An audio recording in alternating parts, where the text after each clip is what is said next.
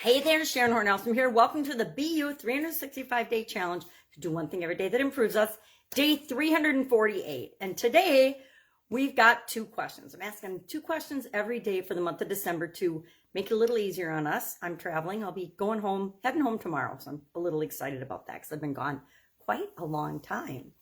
And our questions today, the first one, I call it inner voice bent backwards, and you'll find out in a minute because both of our questions, the first one's pretty common question, at least in my neck of the woods. The second one is one I'm still struggling with. And I don't know if I'll think about it today or not. It depends. I'm going to be busy today helping out. So our first question, let me grab my magnifying glass. As you can see, my book is getting a little outrageously big. I've got a rubber band it so it doesn't all fall apart.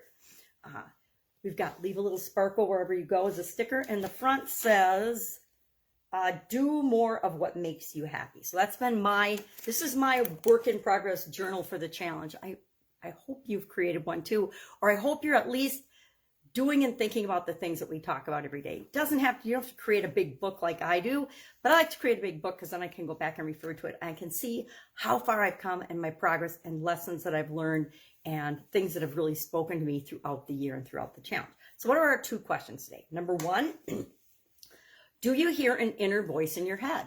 Do you consciously hear your inner dialogue and your inner voice? And I hopped on the internet and Google and ChatGPT, of course, to do a little research on this. And I didn't write it down here, but I did write down some notes here about our inner voice and our conscious. What is it? And some data said, and some experts say, really only 25% of people actually hear an inner voice in their head. And hear their inner dialogue and think about the fact that they think.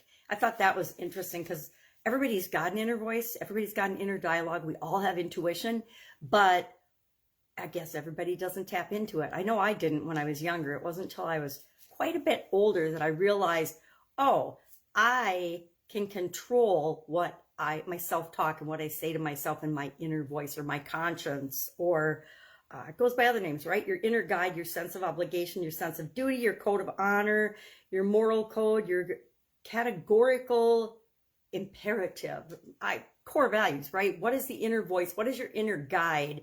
Your sense of what's right and wrong, etc. That's your inner voice. And our second question, here's a doozy. If our knees bent the other way, what would chairs look like? So I haven't been able to wrap my head around this one yet. So that's our second fun question today. If your knees bent the other way, bent backwards, so to speak, what would chairs look like now? And I think it's kind of a silly, ridiculous question because if our knees were bent backwards, how would we sit? So I don't know if I'll think about that one or not. I've got a lot going on today, but maybe I'll have a couple of minutes to ponder and sketch out a couple of little pictures of what chairs would look like if our knees were bent backwards. I don't know how that would work because every other part of us bends forwards. So if we bent forward, but our knees bent backward, that would just be weird. Maybe we'd have like giant shoes that our knees walked on. I don't know. All right. If I can help you anyway, ask. Otherwise, I will be with you tomorrow. Think about your inner voice. Do you hear it? Listen today. Maybe you've never even thought about your inner voice. Tap in and listen to that today. And I'll be with you tomorrow. Have an awesome day.